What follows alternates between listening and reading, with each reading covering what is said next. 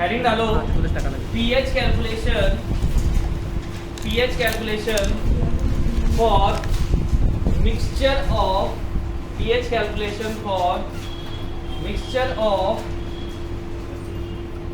Strong acid and weak acid.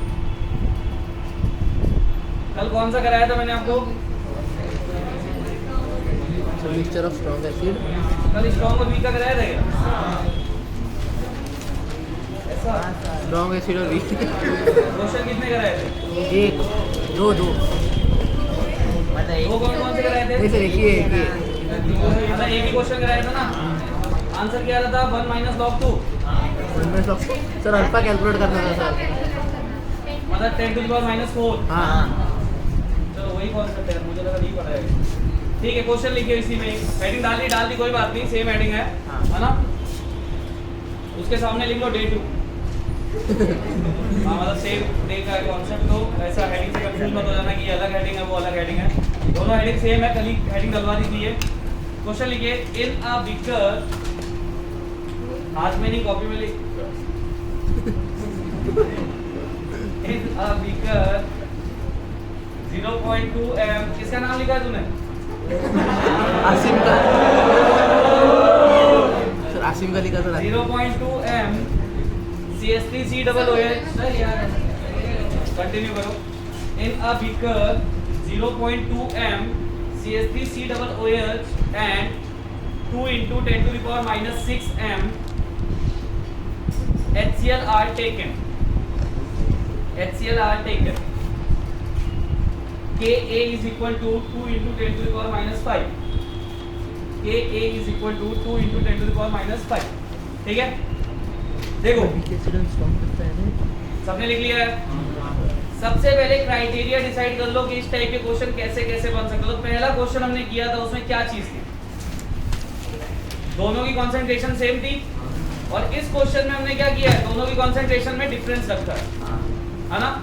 अगर पहला question देखा जाए तो पहले क्वेश्चन में मैंने ध्यान से देखना, यहीं से बस तुम्हें समझ में आ जाएगा, क्योंकि इसमें भी अप्रोक्सीमेशन ही सिखाऊंगा।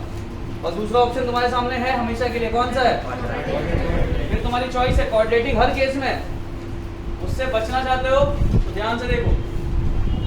HCl और CH3COOH मैंने लिया था और दूसरे क्वेश्चन में मैंने सेम ही लिया। सबको पता है कि HCl कैसा है और ये कैसा है। तो केस क्या क्या बन सकते हैं? पहला केस 1, दोनों की कंसंट्रेशन क्या हो? सेम। अब दोनों की कंसंट्रेशन सेम होगी तो स्ट्रॉन्ग एसिड है वो भी टूटेगा और वीक एसिड बहुत कम टूटेगा, लेकिन ये तो बहुत ज्यादा टूटेगा ना। तो H+ जो कंसंट्रेशन होगी वो सिर्फ इससे कंसीडर कर लो, इसको नेगलेक्ट कर दो, काम हो जाएगा। सेकंड केस क्या हो सकता है? इसको बहुत हाई रखा जाए और इसको बहुत कम कर दिया जाए। जब सेम में ये नेगलेक्ट हो रहा है तो कम में कहाँ जाएगा? भटकेगा क्या आसपास? उस केस में भी आपका H+ निकालना इजी हो जाएगा। इसका जो इंपॉर्टेंट केस है वो ये है जो हमने अभी लिया है। चेक करो C1 इज लेस देन है, यानी HCl की कंसंट्रेशन हमने बहुत कम कर दी है।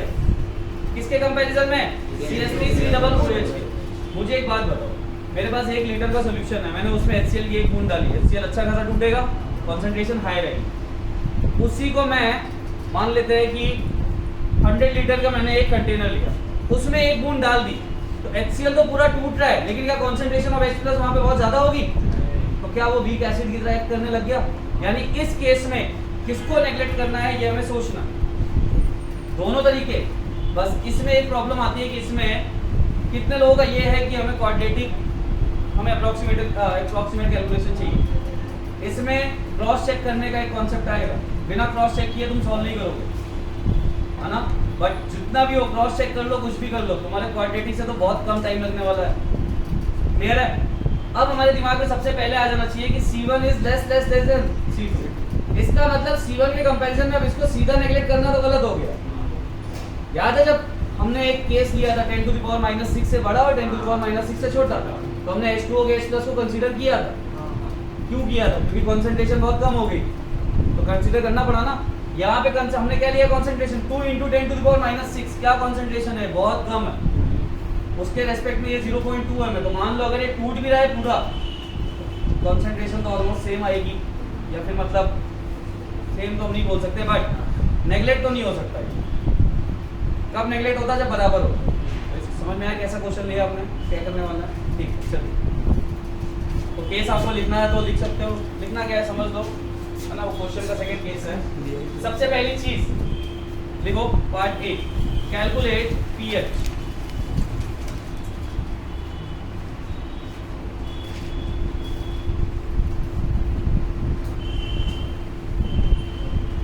Calculate pH. अब पीएच के लिए स्ट्रॉन्ग एसिड हमेशा कंसीडर किया जाता है, तो यहाँ पे भी HCl क्या है? स्ट्रॉन्ग एसिड, तो उसके रिस्पेक्ट में पीएच तो निकल जाएगा, पीएच का कोई लोड नहीं है। मुद्दा क्या है? अल्फा 1 अल्फा 2, क्योंकि अब जो हमारे स्ट्रॉन्ग एसिड हमने लिया है उसके लिए भी अल्फा 1 क्या हो सकता है? कम हो सकता है, और अल्फा 2 किसके लिए होगा? CH3COOH के लिए। तो मुद्दा हमारा सिर्फ वहां फंसेगा। कॉन्सेंट्रेशन H+ तो आप HCl से ही निकाल के सीधा पीएच दे सकते हो, कोई बड़ी बात नहीं है, भले उसकी कॉन्सेंट्रेशन कितनी कम दी गई हो, लेकिन है तो स्ट्रॉन्ग एसिड, उसके H+ तो उसमें सेकंड वाले पे डोमिनेंट रहेंगी, है ना। चलिए सेकंड लिखिए, कैलकुलेट अल्फा 1। तो कॉन्सेंट्रेशन ऑफ H+ कितनी आएगी? 2 × 10⁻⁶, और pH कितना आ जाएगा? 6 - log 2।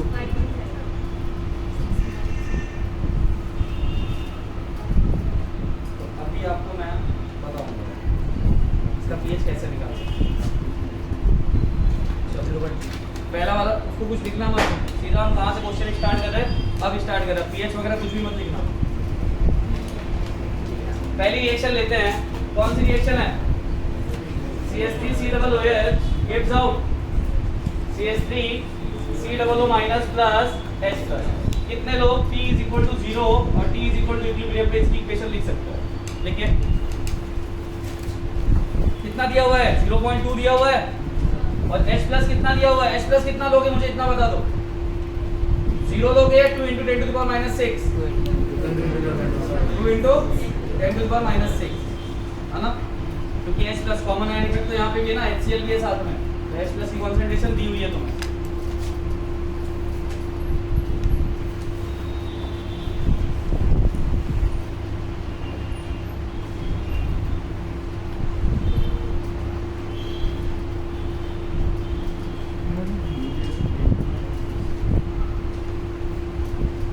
ध्यान से देखना फिर इस क्वेश्चन को। लिख लिया इसका अल्फा 1 अल्फा 2 और पीएच हम कैसे निकालने वाले हैं। वो पीएच वहां से डोमिनेंट रहेगा, लेकिन अगर उसको आंसर लिख दिया तो गलत। क्रॉस चेक करने का हमने एक बार मौका नहीं लिया ना, पूरा देखो ध्यान से। T = 0 पे कितना है ये? 0.2। ये कितना होगा? 0। और ये कितना होगा? वही केस है, 0.2 है तो माइनस कितना होगा? 0.2 माइनस अल्फा 1, ये कितना बनेगा? और ये कितना बनेगा?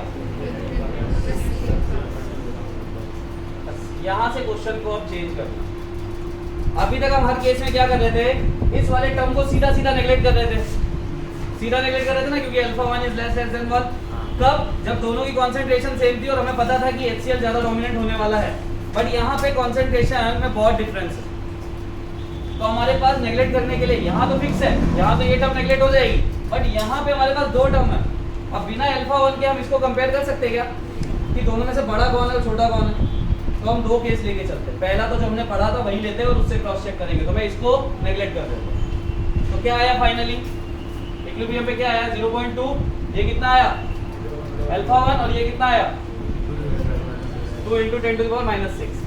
ये है अप्रोक्सीमेशन। डायरेक्ट क्वेश्चन सॉल्व करना था, तुम्हारे पास सारी कॉन्सेंट्रेशन है, के में उठाओ रख दो, काम खत्म। के तुम्हारे पास दिया हुआ है, क्वाड्रेटिक बनाओ, सॉल्व करो।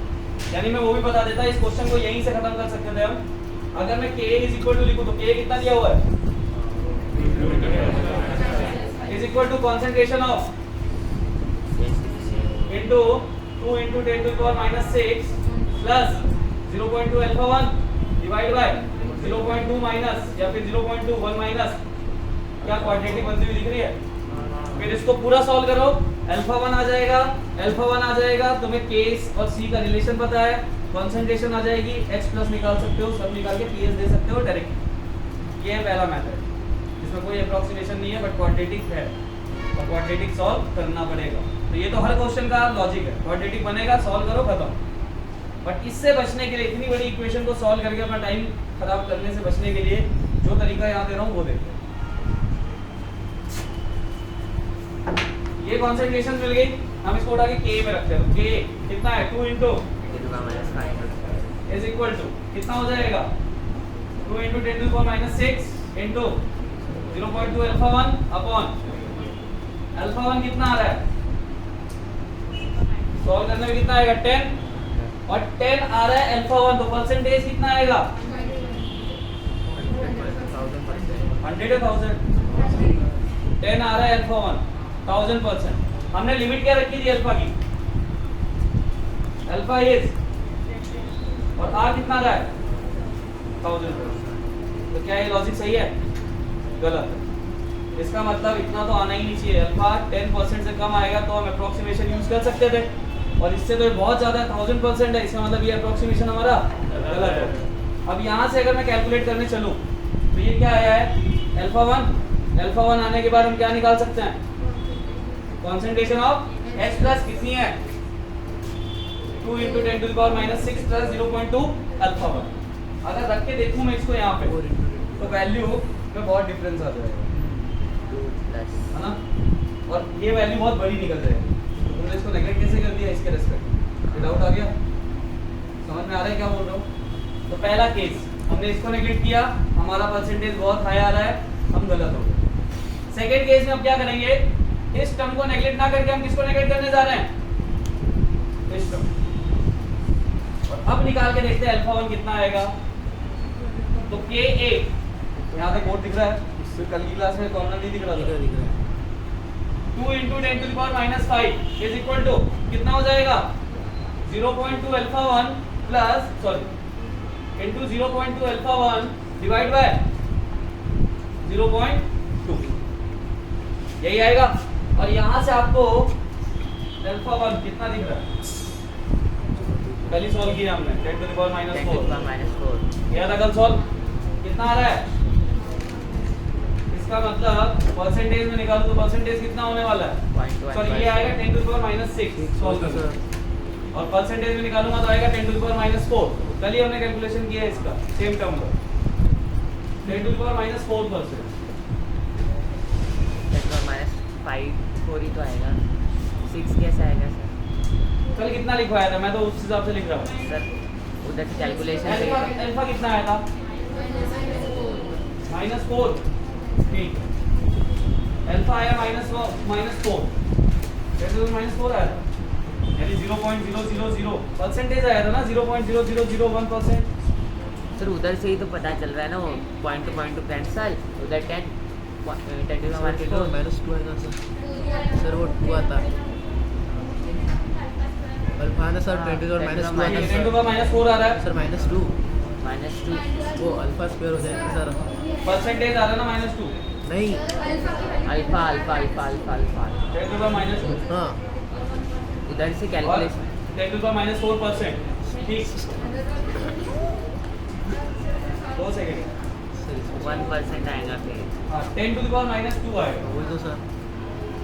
ठीक है। तो कितना परसेंट आ रहा है? 1%।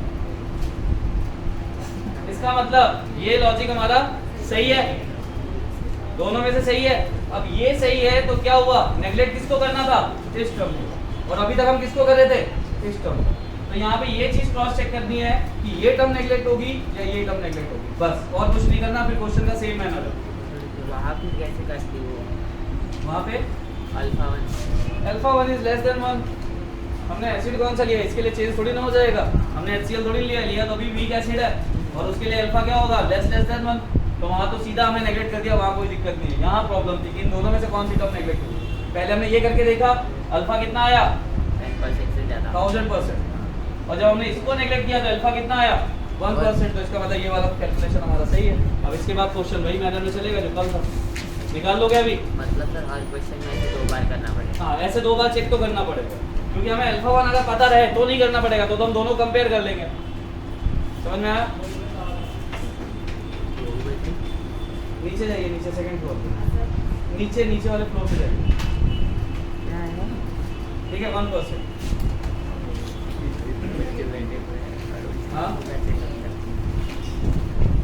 अब देखो अगर यहाँ से H प्लस की कॉन्सेंट्रेशन निकालनी हो तो H प्लस की कॉन्सेंट्रेशन कितनी आने वाली है, कितना लिखा हुआ है 2 × 10⁻⁶ प्लस 0.2 अल्फा 1 कितना आया 10⁻⁻²। इन दोनों में से कौन सी टर्म नेगलेक्ट हो सकती है, यहीं से पता चल रहा है 10⁻⁶ वाली नेगलेक्ट हो जाएगी 10⁻⁻² के कंपैरिजन में। कॉन्सेंट्रेशन ऑफ H प्लस आ गया तुम्हारे पास, कितना आएगा 2 × 10⁻³ यानी pH कितना आया 3 - log 2। और वहां से कितना आ रहा था अगर ऊपर से ही देखो तो 6 - log 2। गलत हो गए ना तुम, यहाँ से pH फाइनली कितना आएगा। ये टर्म देखो दोनों में से कौन सी टर्म है जो बहुत छोटी है और नेगलेक्ट हो सकती है, यही होगी। तो H प्लस की कॉन्सेंट्रेशन कितनी आई 0.2 या फिर मैं इसको क्या लिख सकता हूँ 2 × -3 pH कितना आएगा 3 -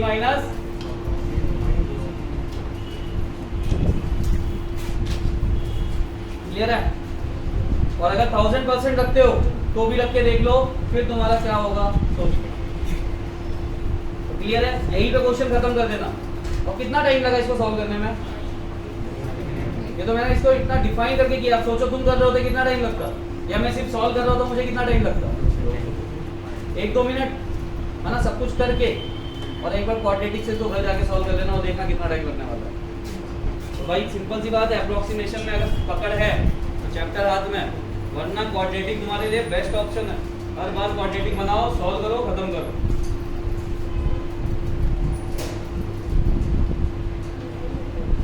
अब एक बार मैंने एक्सप्लेन कर दिया, एक बार वापस से एक्सप्लेन कर देता सबको। ये सब चिड़िया गिन रहे हैं ऊपर, मिलिएगा नहीं क्या क्या कर दूं फैन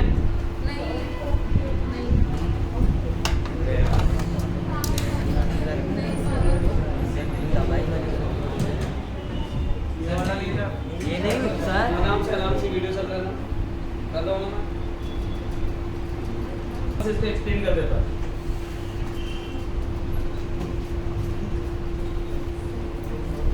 और मैं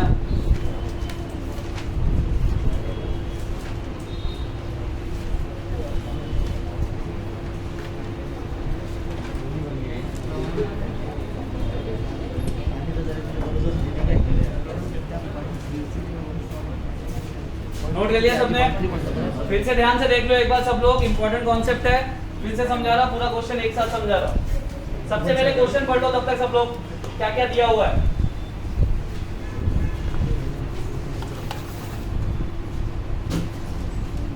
भाई आप लोगों को समझ में आया, वीडियो लेक्चर देखे थे पीछे बचे हुए कितने देखिए, एक ही देखा। चलो क्वेश्चन में क्या क्या है, कॉन्सेंट्रेशन ऑफ CH3COOH कितनी दी हुई है, कॉन्सेंट्रेशन ऑफ HCl कितनी दी हुई है। अब HCl तो पूरा टूटता है तो सबको पता है ना, HCl भले ही कहीं पे भी रहे कॉन्सेंट्रेशन कम हो सकती है लेकिन टूटेगा पूरा, है ना। भले तुम 100 लीटर के टैंक में लेके जाओ, चाहे 1 लीटर के टैंक में लेके जाओ, चाहे 10 ml में लेके जाओ, H प्लस पूरे के पूरे वो देगा। तो अगर HCl से H प्लस की बात करूं तो मुझे बताओ, अगर ये 2 × 10⁻⁶ है तो इससे कितने H प्लस मिलते हैं 1, और 1 H प्लस मतलब उसकी कॉन्सेंट्रेशन क्या होने वाली है 2 × तो क्या तुम्हारे पास ये कॉन्सेंट्रेशन और ये कॉन्सेंट्रेशन क्वेश्चन से गिवन है। इक्वेशन बनाते हैं T = 0 पे, T = 0 पे ये कितना है 0.2, ये कितना रहेगा और ये कितना रहेगा, कहां से आ रहा है ये HCl, T = इक्विलिब्रियम ले लूं, कितना माइनस करूंगा, ये कितना बनेगा और ये कितना हो जाएगा। केस क्या है कि ये तो वीक एसिड ही है, तो सेम इसके लिए अल्फा क्या होगा लेस देन 1। तो क्या मैं अल्फा को, यानी अगर मैं इसको निकालूं तो 0.2 1 - अल्फा 1 होगा। तो क्या मैं इसको 1 के कंपैरिजन में नेगलेक्ट कर सकता हूँ, तो क्या ये पूरी टर्म नेगलेक्ट हो सकती है? अब क्वेश्चन ये है कि हमारे पास यहाँ दो टर्म है और एडिशन फॉर्म में, और हमको अल्फा 1 जब तक पता नहीं तब तक हम कंपेयर कर नहीं सकते, क्योंकि यहाँ पे दूसरी कॉन्सेंट्रेशन भी बहुत छोटी दिख रही है। तो दो अलग अलग तरीके से सोचना है। तो पहले हमने क्या सोचा कि हम इसी टर्म को नेगलेक्ट करके चलें और अल्फा 1 निकाल लें। तो मैं इसके लिए क्या करूँ, के की इक्वेशन लिखूंगा। के क्या होता है? Product upon reactant, concentration of product कितनी है? 0.2 अल्फा 1, या फिर मैं इसको सीधा सा डिटेल में लिख देता, CH3COO minus concentration of H plus upon concentration of CH3COO, यही होगा। CH3COO माइनस कितना है? ये कितना है? 2 × 10⁻⁻⁶। ये कितना आएगा? 0.2, और ये कितना दिया हुआ है? सॉल्व करने पे अल्फा 1 की वैल्यू क्या आ रही है? 10 आती है। ये क्या है? Degree of ionization. तो परसेंटेज डिग्री ऑफ आयनाइजेशन कितना होगा? इसमें 100 का मल्टीप्लाई करेंगे परसेंटेज बनाने के लिए, तो परसेंटेज अल्फा 1 कितना हो जाएगा? हमने क्या बोला था कि हमें अप्रोक्सीमेशन कब यूज करना है? जब अल्फा लेस देन 10% हो, और यहाँ कितना है? 1000%, मतलब उस टर्म को नेगलेक्ट नहीं कर सकते। यहाँ पे कॉन्सेप्ट रॉन्ग हो गया। अब हमारे पास दूसरा ऑप्शन क्या बचा हुआ है कि पहले केस में मैंने इसको नेगलेक्ट किया था, इस बार किसको नेगलेक्ट कर दूं? इस टर्म को। अब इस टर्म को करके देखते हैं दूसरे केस में। तो देखो ये केस तो लिखा रहने दो, सबने नोट तो कर ही लिया था ना। CH3COO minus plus concentration T is equal to equilibrium पे डायरेक्टली मैं लिख रहा। ये कितना बचा था? 0.2। ये कितना हो गया था? और अगर ये टर्म नेगलेक्ट कर रहे हो इस बार, पहले केस में ये नेगलेक्ट किया था ना, दूसरे केस में अगर ये पहली वाली टर्म नेगलेक्ट कर रहे हो तो ये कितना बचा? अल्फा 1, यही बचा। K इज इक्वल टू 2 × 10⁻⁵ दिया हुआ है, is equal to 0.2 alpha 1 × 0.2 alpha 1 upon 0.2। Alpha 1 कितना आ गया? 10⁻²। परसेंटेज अल्फा 1 कितना आ गया? 1%। क्या ये हमारा वो वाला केस है when alpha is less than 10%? तो इसका मतलब हम यहाँ पे सही है। और एक केस ऐसा भी हो सकता है कि दोनों केस से ना हो, तब तुम्हारे पास कोई ऑप्शन नहीं है ना, बट ऐसा केस बहुत रेयर है। अगर आ गया तो फिर तुम्हारे पास कोई ऑप्शन नहीं, क्वाड्रेटिक बनाओ, सॉल्व करो, खत्म, क्योंकि लॉजिक तो इसका क्वाड्रेटिक है ना। इतना होने के बाद अब हम क्या निकाल सकते हैं? कॉन्सेंट्रेशन ऑफ H प्लस कितनी है? 2 × 10⁻⁶ प्लस 0.2 × 10⁻², या इसी टर्म को मैं क्या लिख सकता हूँ? 2 × दोनों वैल्यू में से एक के रेस्पेक्ट में कौन सी दूसरी ऐसी वैल्यू जिसको नेगलेक्ट किया जा सकता है? फर्स्ट वाली बहुत छोटी है, नेगलेक्ट हो सकती है। इसको पूरा नेगलेक्ट कर दो तो कॉन्सेंट्रेशन ऑफ H प्लस कितना आ गया? और कॉन्सेंट्रेशन H प्लस आ गया तो pH कितना आएगा? 3 माइनस लॉग, ये आ गया तुम्हारा pH अल्फा 1 अल्फा 2, सॉरी मतलब अल्फा 1 अल्फा 2 नहीं, क्योंकि HCl तो अल्फा 2 क्या है? 1 है पूरा 100% हो। क्लियर है? ये था इस क्वेश्चन का लॉजिक। कब करना है ये? जब कॉन्सेंट्रेशन में बहुत डिफरेंस हो। सेम रहा तो फिक्स है, वीक वाला ही नेगलेक्ट किया जाएगा। क्लियर है? नोट कर लीजिए इसको।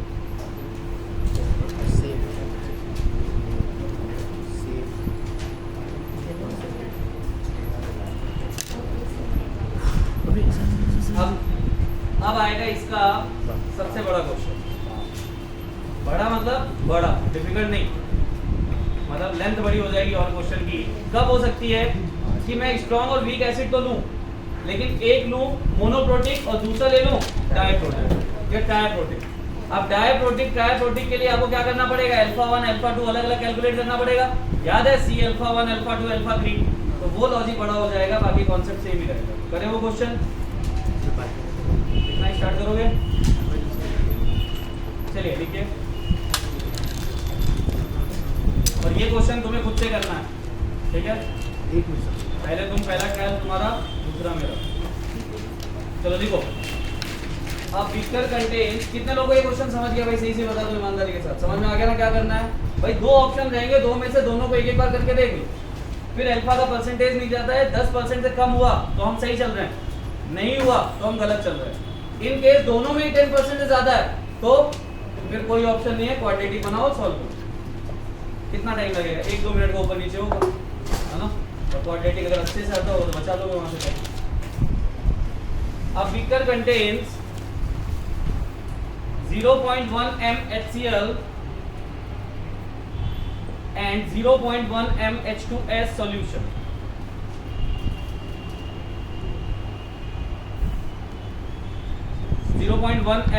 HCl, a beaker contains 0.1 m HCl and 0.1 m H2S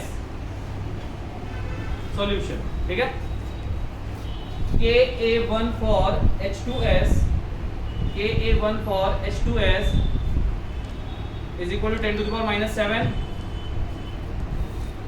and Ka2 for H2S is equal to 10 to the power minus 12. ठीक है? इसने H2S के लिए 2 Ka1 दे दिए। क्या समझा दिया इसने तुम्हें? कि उसका 2 बार आयनाइजेशन हो रहा है। एक बार H प्लस निकालता है तो Ka1 कितना है? 10 to the power minus 7 और उसके बाद क्या बनता है? HS माइनस, और फिर उसमें से एक H प्लस निकलता है तो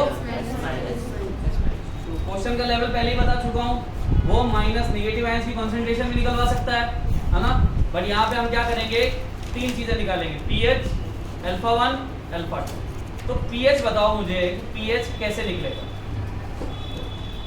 HCl के क्यों? क्योंकि दोनों की कंसंट्रेशन क्या है? सेम है। तो इसका मतलब HCl यहाँ पे डोमिनेंट रहेगा। pH सीधा सीधा उसके हिसाब से कैलकुलेट कर दो, कोई लॉजिक नहीं है, जैसे पहले वाले क्वेश्चन में किया था। 1 आ जाएगा pH, खत्म। pH तो बहुत इजी हो गया। क्यों इजी हुआ? क्योंकि दोनों की कंसंट्रेशन सेम है और हमको ये साफ साफ पता है कि अगर एक के लिए Ka1 वैल्यू दी है तो वो बहुत वीक होगा। pH आ गया यहाँ पे, अल्फा 1 अल्फा 2 कैलकुलेट करके दो, वीडियो पॉज कर दो, सब अल्फा 1 अल्फा 2 कैलकुलेट करके दो। लास्ट क्लास भी HS minus plus H plus और फिर ये HS माइनस आया और ये भी टूटा किसमें? H प्लस और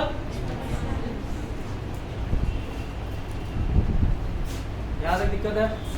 ये दो रिएक्शन। HCl क्या 100% टूटेगा और HCl से कितने H प्लस मिलते हैं? 1। तो जो उसकी कंसंट्रेशन है वही H प्लस की कंसंट्रेशन होगी। ये कौन सा कॉन्सेप्ट है? Common ion effect. कौन सा कॉन्सेप्ट है ये? क्योंकि इसमें भी H प्लस है और इनमें भी H प्लस है, तो इसके H प्लस इस पे डोमिनेंट रहेंगे कि नहीं रहेंगे? इसी कंसंट्रेशन को बढ़ाएंगे ना। तो T is equal to 0। H2S कितना दिया हुआ है? 0.1। HS माइनस कितना होगा? और H प्लस कितना होगा? कहाँ से? From HCl। पहला सबको क्लियर है? T is equal to equilibrium पे 0.1 माइनस 0.1 अल्फा 1, 0.1 अल्फा 1 और ये कितना हो जाएगा? 0.1 प्लस।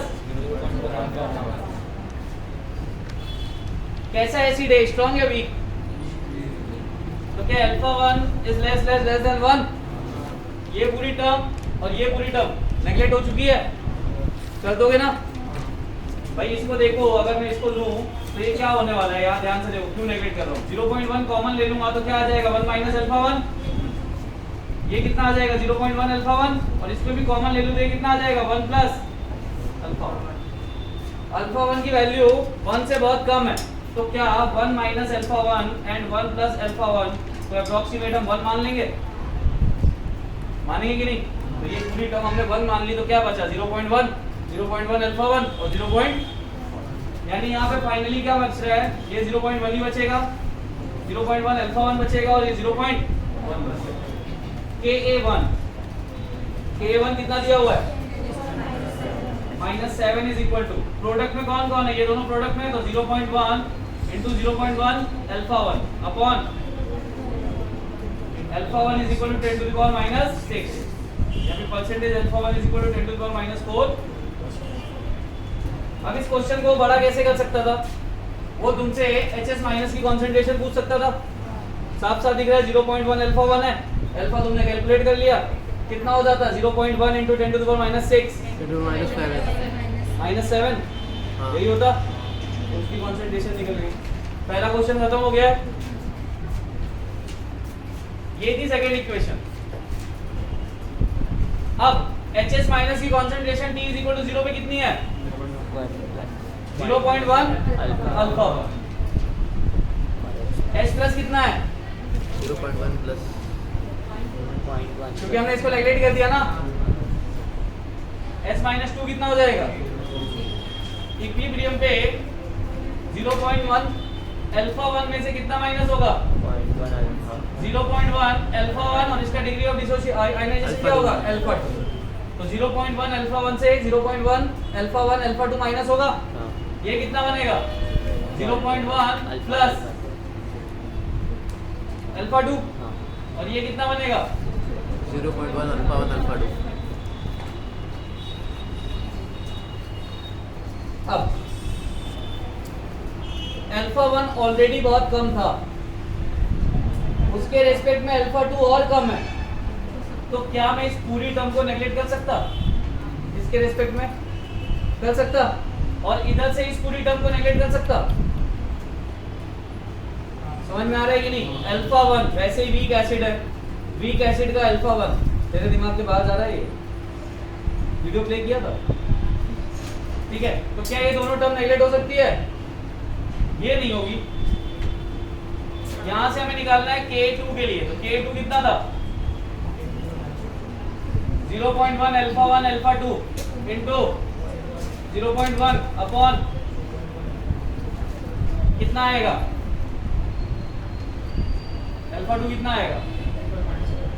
10 टू द पावर -11 यानी कि 10 टू द पावर -9% आ गया।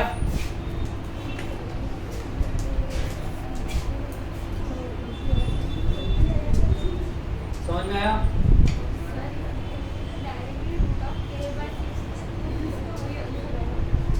वही आंसर है। गलती से मिस्टेक। ये फिर से बताओ। देख HS माइनस की कंसंट्रेशन ये हम निकाल चुके हैं, तो मैंने वही रखनी है, ठीक है? क्योंकि HS माइनस दोबारा से टूट रहा है ना, एसिड तो वही है H2S। H प्लस की कंसंट्रेशन 0.1 प्लस 0.1 अल्फा 1 थी, लेकिन मैंने इसको नेगलेक्ट कर दिया था, तो बची कितनी थी? मैंने बोली ये कुछ नहीं था, इसको 0 मान लिया। अब जैसे 0.1 में से 0.1 अल्फा 1 माइनस हुआ था ना, यानी इस टर्म में से ये टर्म तो माइनस होगी, उसके साथ अल्फा लगा देते हैं। इस टर्म में से कितना माइनस होगा? ये तो माइनस होगा ही होगा, उसके साथ क्या आ जाएगा? एक नया टर्म अल्फा, तो मैंने उसको अल्फा 2 बोल दिया। इतना माइनस किया है, तो इधर इतना ही बढ़ेगा और इधर भी इतना ही बढ़ेगा। अल्फा 1 ऑलरेडी 1 से बहुत कम है, और अल्फा 2 तो अल्फा 1 से भी कम है, तो क्या मैं अल्फा 1 अल्फा 2 को नेगलेक्ट कर दूं? तो ये पूरी टर्म नेगलेक्ट कर दी, ये पूरी टर्म नेगलेक्ट कर दी। बचा क्या क्या? 0.1 अल्फा 1 0.1 और 0.1 अल्फा 1 अल्फा 2। के की इक्वेशन में देखो, के क्या होता है? Product upon reactant. आ गया आंसर। समझ गया?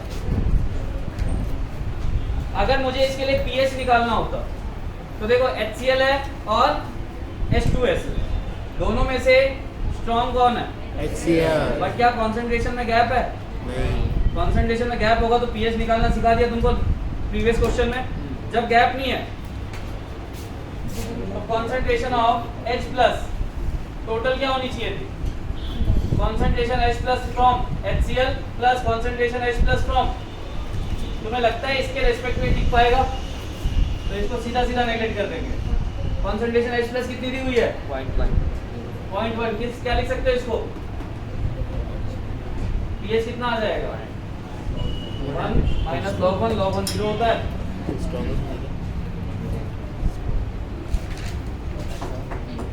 क्या होगा? कितने लोगों को समझ में आ गया? आंसर आ गया था तेरा? ये दोनों आ गए थे? हाँ सर। समझ में आया? तो देखो ये अप्रोक्सीमेशन है, टाइम बचता है, क्वेश्चन खत्म होता है और हम परेशान भी नहीं होते। अब मैं तुम्हें एक चीज बोलता हूँ कि तुम जाना जितने क्वेश्चंस किए हैं, कोई 5 क्वेश्चन पकड़ लेना, उसको क्वाड्रेटिक से सॉल्व करना स्टार्ट कर देना, तुमको समझ में आ जाएगा क्या होने वाला है। घर जाओ क्वाड्रेटिक यूज करो। तू बोल एक बार जिस टाइम मैंने क्वाड्रेटिक पढ़ा था मेरे को बहुत मजा आता था, लेकिन ऐसी एक्सप्रेशन नहीं होती थी। ज्यादा ज्यादा क्या होता था 2x square minus 6x plus 8 is equal to 0। बहुत चलेगा वो। इसको सॉल्व करने में मजा आता था। दो वैल्यू निकाल ली, ज्यादा निकलती थी। वो तो सही कैलकुलेट एक्स वेरी वही आ जाती है। नोट कर लिया था। नहीं तो आज आमचा मित्र युक्रेनचा ते पेपर अब समझे लोग आयनिक का इतना बड़ा नाम क्यों रखते हैं, और बायो नीट वाले बच्चे क्यों परेशान रहते हैं। नहीं वो नहीं बता था जब बेचारे क्वाड्रेटिक जैसी चीज के साथ वो मेंटेन कर रहे हैं आयनिक को, तो कैसे हो पाएगा क्वाड्रेटिक। ऐसे ही थोड़ी, जब तुम जेई वाले होगे तुम्हारा चेहरा उतर जाता है इतनी बड़ी इक्वेशन देख के, तो बेचारे नीट वाले उनकी गलती थोड़ी ना, इसलिए आयनिक उन पे हमेशा भारी रहता है। चलिए नेक्स्ट एसिड डालिए। स्ट्रॉन्ग एसिड वीक एसिड का केस समझ में आ गया। Next pH of mixture of 2 or more, pH of mixture of 2 or more weak acids। आप किसके मिक्सचर ले रहे हैं? Weak acid। Weak acids। दोनों वीक रहेंगे। अब दोनों वीक रहेंगे तो क्या होने वाला है वो समझना। समझ गए? वीक एसिड्स लिख लो याद करने के लिए कॉपी के टॉप पे। थोड़ा याद रखा करो ताकि क्वेश्चन में आए तो तुमको पता रहे। हाँ सर बताए HCN HCN hydrogen cyanide, CH3COOH CH3COOH। अभी एक एग्जांपल लिया था H2C2O4 H2S H2C2O4 H2S H3PO4 क्या नाम होता है? इसका phosphoric acid. Ortho phosphoric acid. H3PO4 का नाम क्या है? Phosphoric acid. H3PO3 हाँ, आवाज आवाज आवाज कम करो।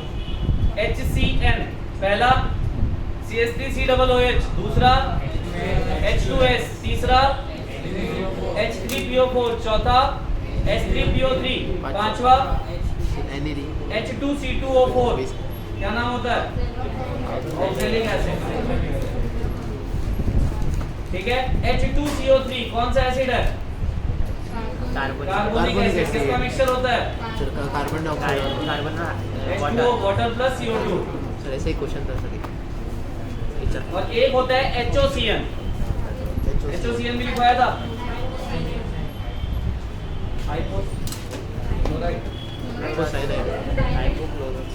HOCN। ये कुछ एग्जांपल्स है जो क्वेश्चन में है, डायरेक्टली समझ जाना वीक एसिड है। ठीक है। और पहली बात तुमको वो बता ही देगा कि ये वीक एसिड है। कैसे बता देगा? A1 दे देगा और नहीं तो रिएक्शन दे देगा, रिएक्शन में उसको दोनों एरो से दिखा देगा।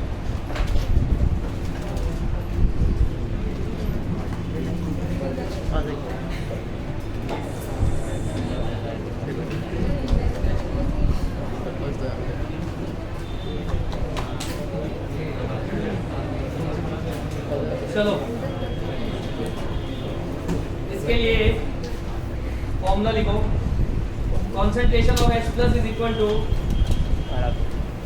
concentration of H plus is equal to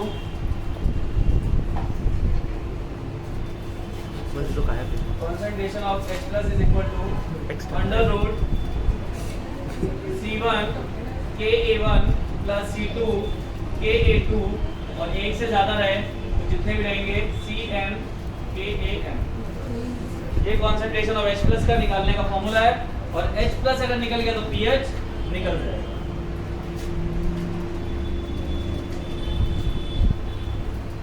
ठीक।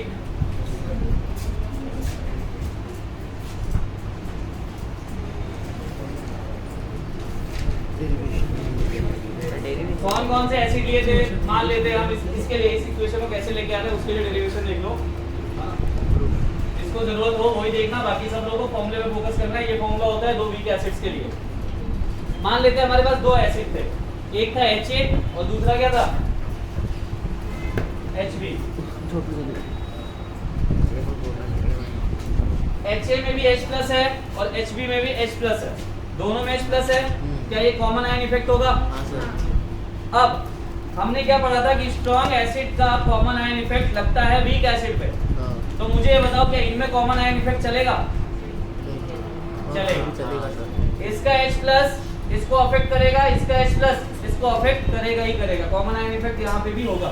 वहां पे सिर्फ एक ही क्राइटेरिया था, स्ट्रॉन्ग वाला वीक वाले पे डोमिनेंट रहेगा, बट यहाँ पे दोनों एक दूसरे पे डोमिनेंट हो सकते हैं। ठीक है, इस केस को लिखो।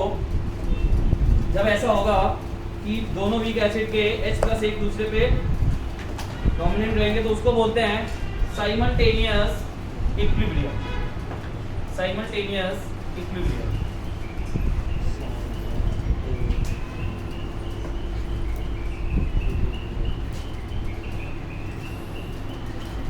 साइमल्टेनियस इक्विलिब्रियम का मतलब क्या है कि दोनों एक दूसरे के H प्लस को, यानी दोनों एक दूसरे के डिग्री ऑफ आयनाइजेशन को डिक्रीज करते हुए चलेंगे और दोनों रिएक्शन ऑलवेज इक्विलिब्रियम पे चलती रहेगी।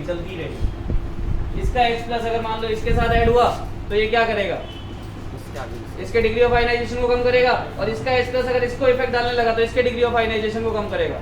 जब दोनों के कॉमन आयन इफेक्ट लगे तो उसको हम क्या बोलते हैं? Simultaneous equilibrium. स्टार्ट करें।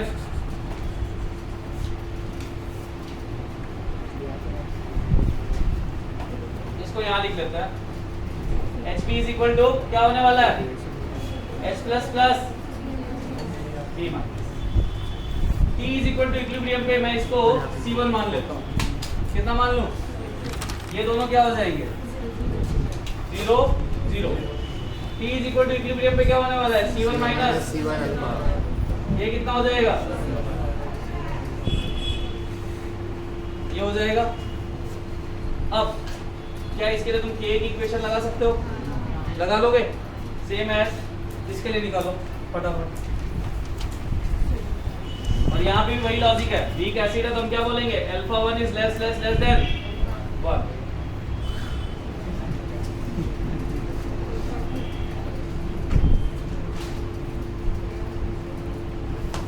चलो डिवीजन कर सकते हैं।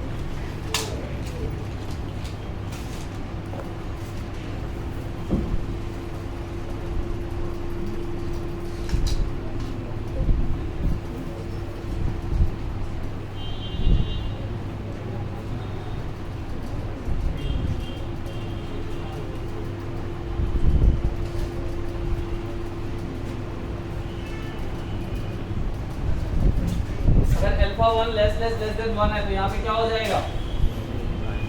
C1। यहाँ क्या हो जाएगा? C1 अल्फा 1 और K की इक्वेशन में अगर रखूं तो K1 कितना आने वाला है? C1 alpha 1 into upon C1, या फिर C1 KA1 कितना आएगा? C1 इसमें तो कुछ कॉमन ले सकते हैं क्या आप लोग?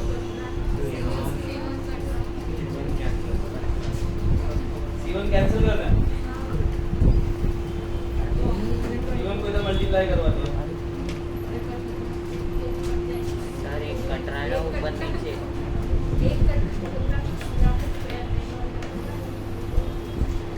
इससे एक कट रहा है तो इसको मल्टीप्लाई भी तो करवा दिया, ले जाके उधर मल्टीप्लाई में रखवाना है ना।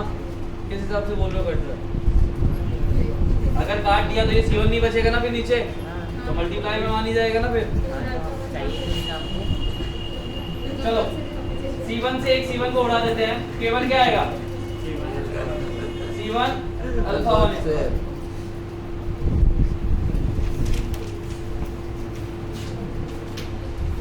HP के लिए कितना आएगा? C2 C2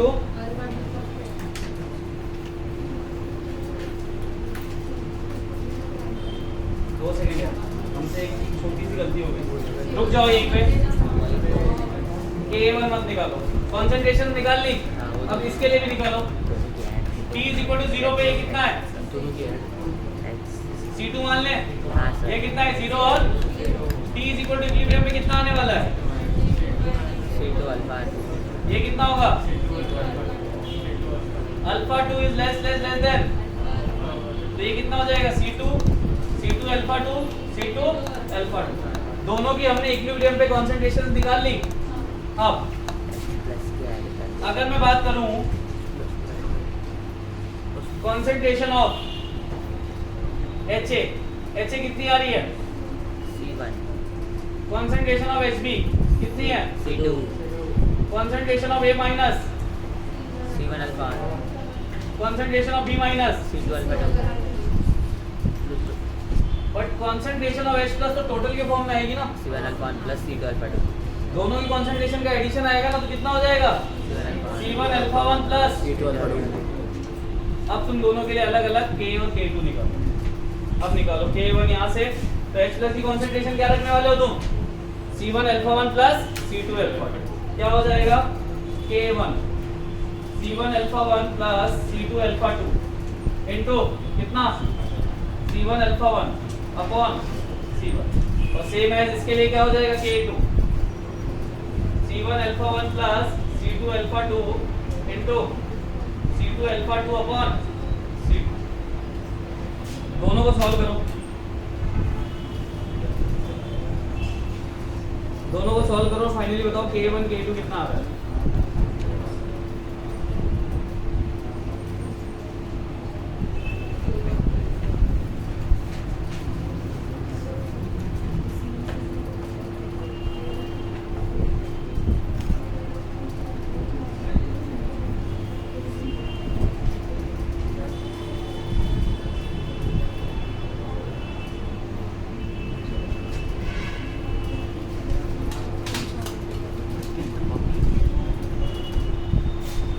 C1 किसी से कट सकता है क्या?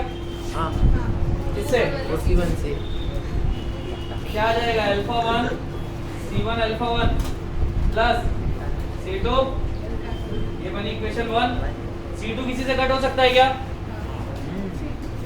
क्या बनेगा? K2 alpha 2 C1 alpha 1 plus C2 alpha 2।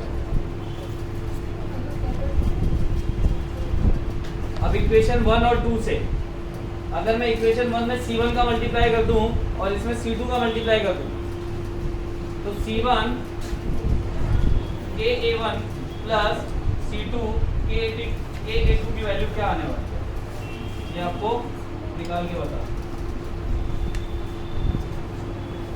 K1 में मैंने C1 का मल्टीप्लाई कर दिया, K2 में C2 का, बताओ क्या आने वाला है?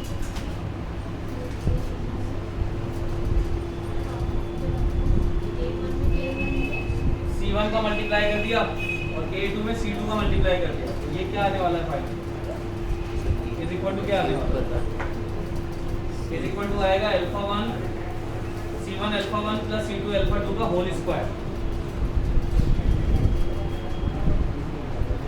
C2 अल्फा 2 स्क्वायर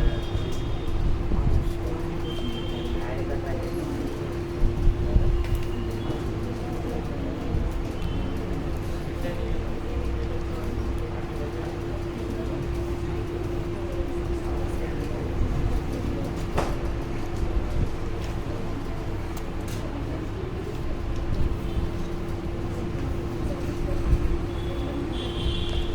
एडमिट कर अल्फा हो गया था ना alpha 1 alpha 2 C1 K1 plus C2 K2 कितना आ रहा है? C1 alpha 1 plus C2 alpha 2 का whole C1 square C1 alpha 1 plus C2 alpha 2 C2 alpha 2 का स्क्वायर होल स्क्वायर, और ये वैल्यू किसकी है? Concentration of H plus. तो मैं क्या लिख सकता हूँ? Concentration of H plus square is equal to C1 K1 plus C2 K2। तो कंसंट्रेशन ऑफ H प्लस क्या आ गया? Under root C1 KA1 plus C2 K। और अगर मान लो दो से ज्यादा एसिड है तो फॉर्मूला क्या है? एक्सटेंड हो जाएगा। ये था इसका डेरिवेशन। डेरिवेशन अगर किसी को पल्ले नहीं पड़ा हो तो किसी को कोई लेना देना भी नहीं है, यूज तो हमको सिर्फ ये फॉर्मूला करना है ना। हाँ, ये डेरिवेशन उनके लिए बता दिया क्योंकि कुछ लोग के दिमाग में अभी दौड़ने लग जाता, साला आया कहाँ से हो, इसलिए उसको बता दिया आया कहाँ से। आपको फोकस क्या रखना है? ये फॉर्मूला। अगर स्ट्रॉन्ग एसिड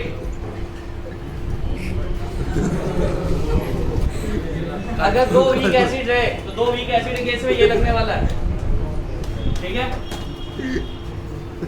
नोट कर लीजिए जल्दी से।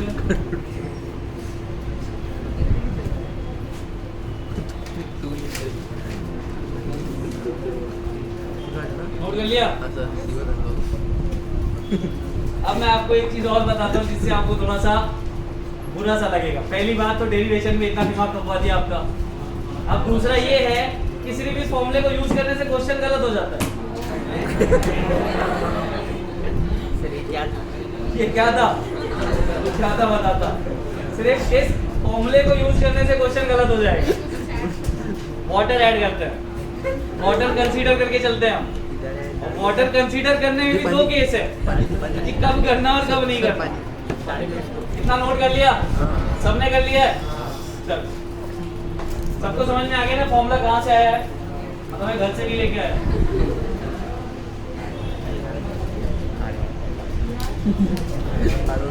चलिए हेडिंग डालिए या नोट लगा के डालो। If water is also considered, if water is also considered,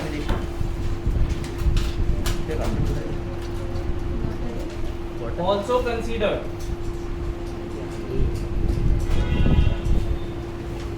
if water is also considered, note क्या लिखवा रहा? मान लो वाटर भी कंसीडर किया जाए,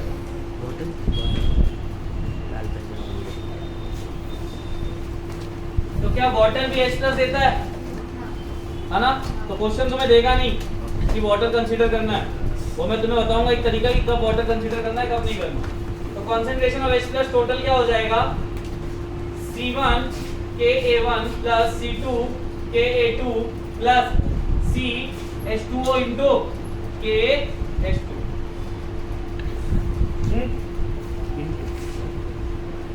C1 Ka1 plus C2 Ka2। Concentration of H2O consider की जाती है 55.5 और KH2O मैंने पहले दूसरे लेक्चर में लिखवाया था 1.8 × 10⁻⁻16 और इन दोनों का कैलकुलेशन आता है 10⁻⁻14 जो कि इक्वल होता है KW के, है ना? तो यहाँ पे एक नया रिलेशन आ गया KW ID product of water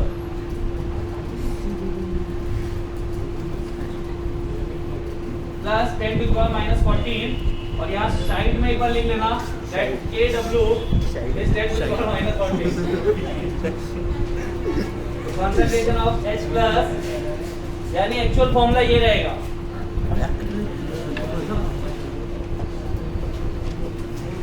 देखो लिख लो, बारी बारी सबको समझा देता, इससे ज्यादा तुम्हें परेशान नहीं करूंगा आज की डेट में। बस ये लास्ट कॉन्सेप्ट रहेगा, इतना पढ़ के आओ, इतना सीख के आओ, कल इस पे क्वेश्चंस कराऊंगा। नमस्ते भी है ना मेरे पास? नहीं ना सर, आज दिखाई दो ना। हाँ पूरा क्या है जब कॉन्सेप्ट, अब बफर मैम कितना दिन दूर है, बफर सॉल्यूशन शायद नेक्स्ट क्लास में स्टार्ट ही कर देंगे, तो उससे पहले कॉन्सेप्ट में जल्दबाजी नहीं करनी।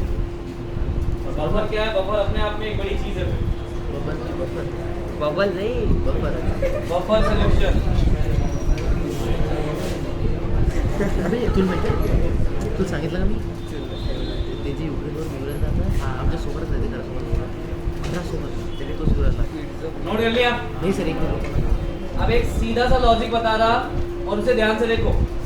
ये वैल्यू कब रखनी है और कब सिर्फ ये फॉर्मूला यूज करना है, दोनों में एक कॉन्सेप्ट है। अगर तुमको यहाँ की वैल्यू, ये दोनों वैल्यू 10⁻⁻14 के आसपास मिल रही है, जैसे भी 10⁻⁻12 थी और एक में 10⁻⁻7 थी, अगर -7, -6, -5 जैसी है इनकी वैल्यूज, तो तुम इसको नेगलेक्ट करोगे क्योंकि उसके रेस्पेक्ट में बहुत छोटा हो जाएगा। बट अगर मान लो क्वेश्चन में दे रहा है K1 10⁻⁻13, K2 10⁻⁻15, उस केस में नेगलेक्ट होगा क्या? नहीं। तो जब 10⁻⁻14 के आसपास वैल्यूज इनकी आएंगी K1 K2, तो तुमको इसको कंसीडर करना पड़ेगा। और अगर वैल्यू आ रही है 10⁻⁵ -4 दे रहा है K1 K2, तो उस केस में सिर्फ ये फॉर्मूला यूज करते हैं, इसका H2O का कोई लेना देना नहीं होता। समझ गए बात? तो ये तुमको देख के समझ में आ जाएगा K1 और K2 की वैल्यू से कि इसको लेना है या नहीं लेना। और ये आयनिक प्रोडक्ट ऑफ वाटर वाला कॉन्सेप्ट आ जाता है यहाँ। समझ गए? हाँ, इसको